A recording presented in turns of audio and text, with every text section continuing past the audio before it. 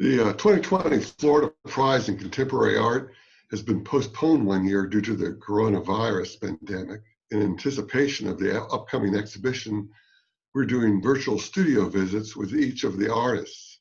My name is Hansen Mulford. I'm curator at the Orlando Museum of Art. And I'm Coralie Claeysen-Gleyzon, associate curator at the Orlando Museum of Art. And today we are meeting with Clara Varas. Hi, Clara. Hi, how are you? Good. How are you doing? Good, good. Nice seeing you again. You too. It's been a few months, but it's great to see you right now. So you're in your studio in Miami? Yes, I am. Yeah. This is one of the first times that I actually had a dedicated space. That's wonderful. For that. So that's changed things a bit. And I believe for the better too, because it's easier to focus. You can leave things laying around the way you intended them to and just pick up the next day. So that's good. That's wonderful. How have you been coping with this pandemic situation? Well, it's been interesting to say the least. My work deals with displacement, and I think in many ways we all seem to be kind of displaced from our previous lives in a way, or our previous routines and what we thought of as normal, like everyone else, I guess, adapting to the new normal, as it were. For me, the change has been in basically getting materials and the way I work, where I go on several trips sometimes, or a trip a week, where I find a lot of found objects, materials, take photographs of things. So that's been affected in some ways, but I would like to share with you what one of those trips might look like, and some of the materials and the things I look at that influence my work in a way. So on one of my outings to kind of procure materials and get materials to the studio, there's several things that I record or notice along the way that later on stay in my mind, and then sometimes they find themselves to the work. This is around the studio in the Alapata district. We're by the Miami River, so there's a lot of these metal recycle places. These are things that I tend to notice a lot, like things like kind of speak to domesticity and the way the things are thrown in there. Well, they serve a purpose of like just kind of this washing machine, keeping everything in there.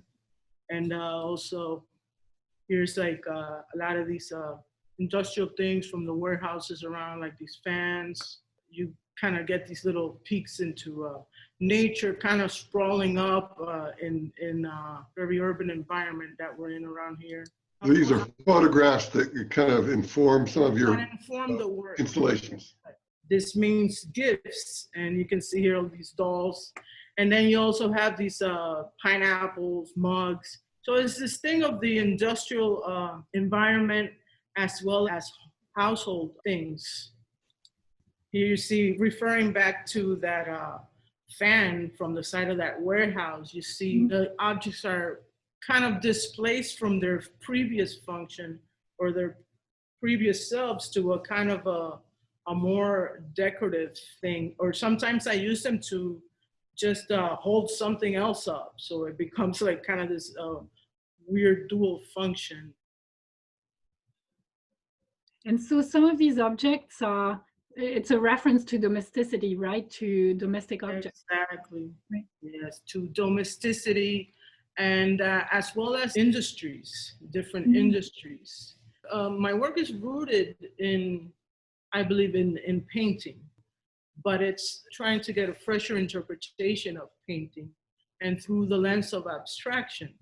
I call my work abstraction more than abstract because it still has somewhat of a narrative of the industry, the self, where, you know, like this jersey here.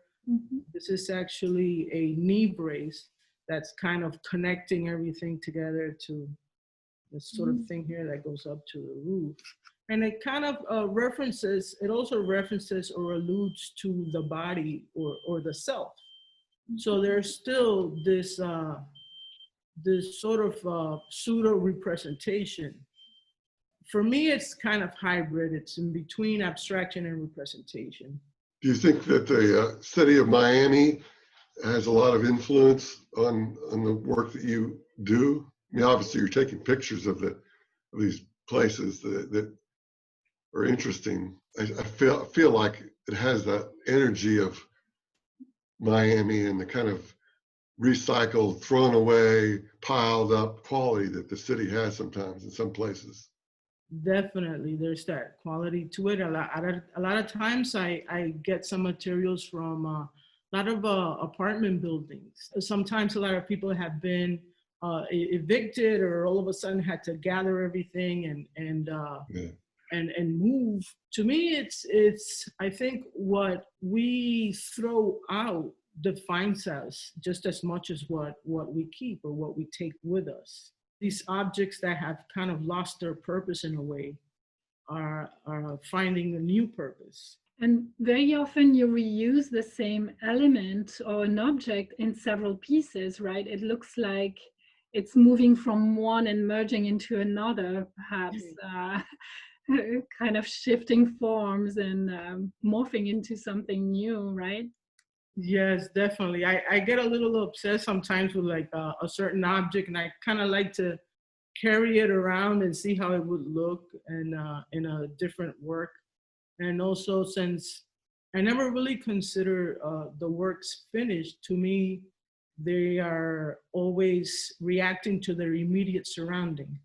So it's a lot of these objects bring some sort of familiarity with my personal experience as a Cuban refugee, but also it's between the personal or the collective and the shared experience of the objects. They draw from a personal or a history and a sort of migration. So the objects migrate as well, as you can see.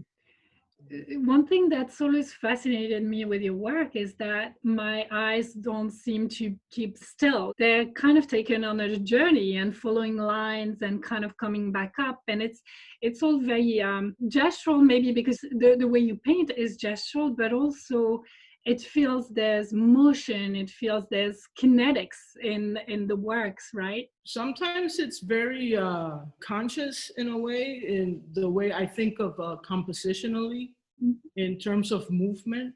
For example, like this chain here, where you see it kind of coming around here and playing around. So I like to play with the movement and the way things move around in the composition, or how one thing ties to another. I'm always teeter-tottering between, balance and imbalance, I think, where they look like right before they fall. And also I think of transporting. And so I make them to kind of come apart and come back together again. Does your history in Cuba have anything to do with the kind of materials you work with? I'm drawn to certain objects that I remember. Mm-hmm.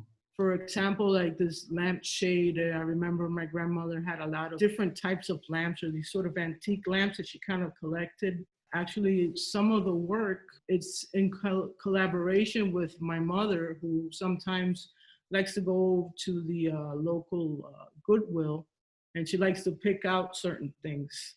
And, I never tell her like to choose anything in particular, but she kind of finds these objects and calls me up like, hey, you'll never guess what I found. And, we always laugh because these are not necessarily valuable things, but they tend to kind of instill in her probably the same things as they do to me, where it's like some sort of familiarity with, a previous life in Cuba. I don't make sketches or anything like that. So everything is intuitive, and how one thing kind of fits the other.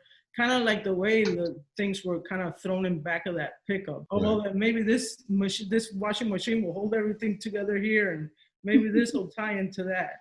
The immediacy of displacement, of being displaced from one place to another, and tying into how we are now displaced from our previous lives, and or what we thought of as our previous routines. And they are disparate objects, but it's all tied together in some weird way.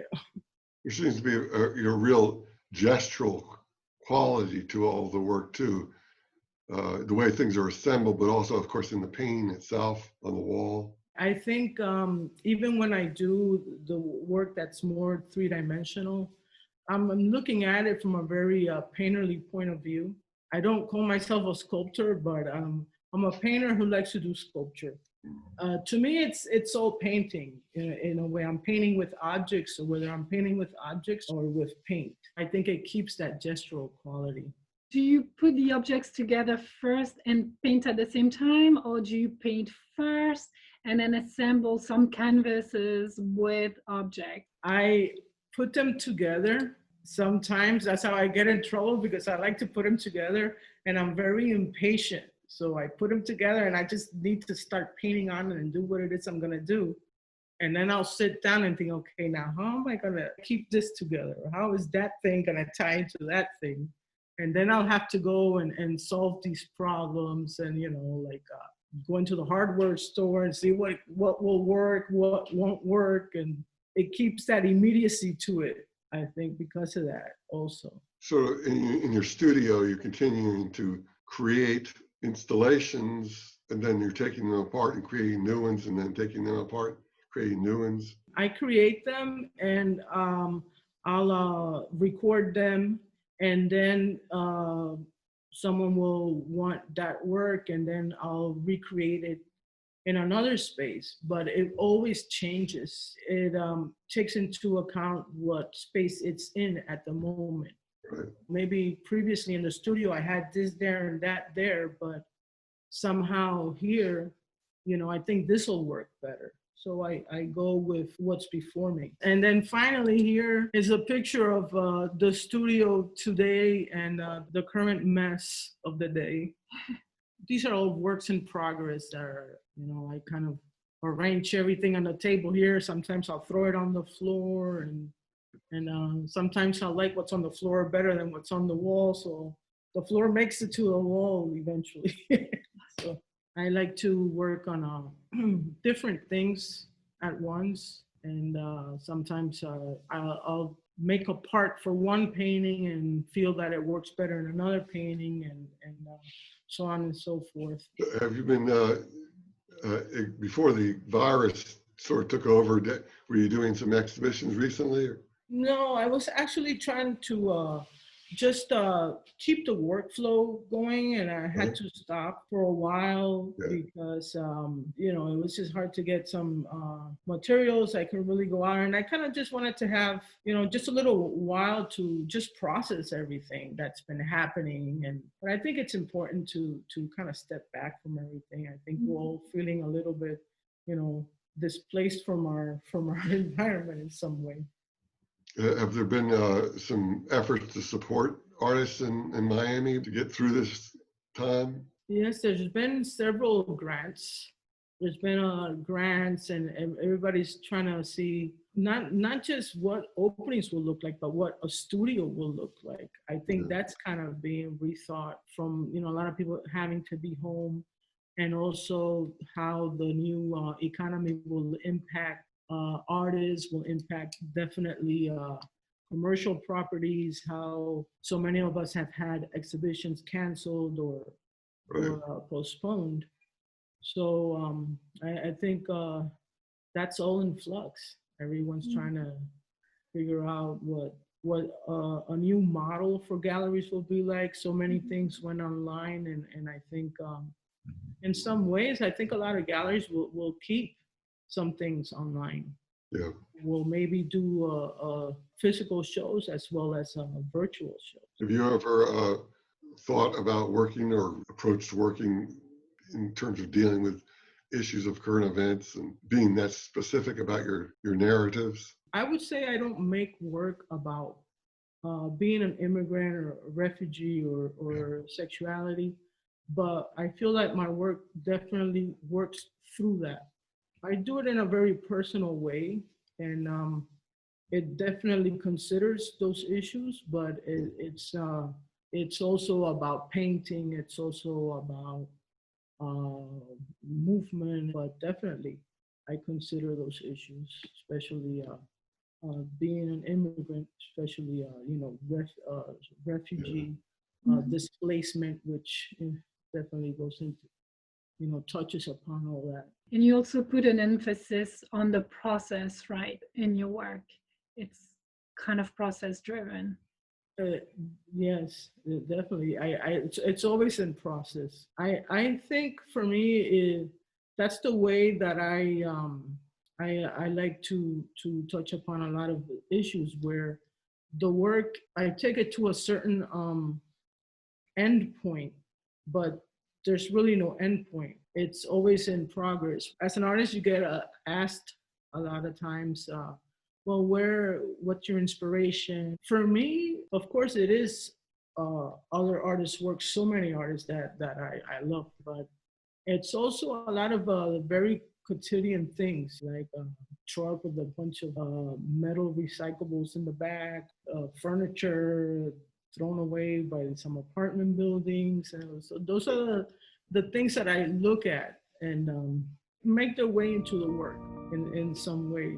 It was great to see you, Clara. Thank you so much for your time. Thank you again. Thanks for inviting me. Of course, you take care. Bye-bye. Take care. Bye.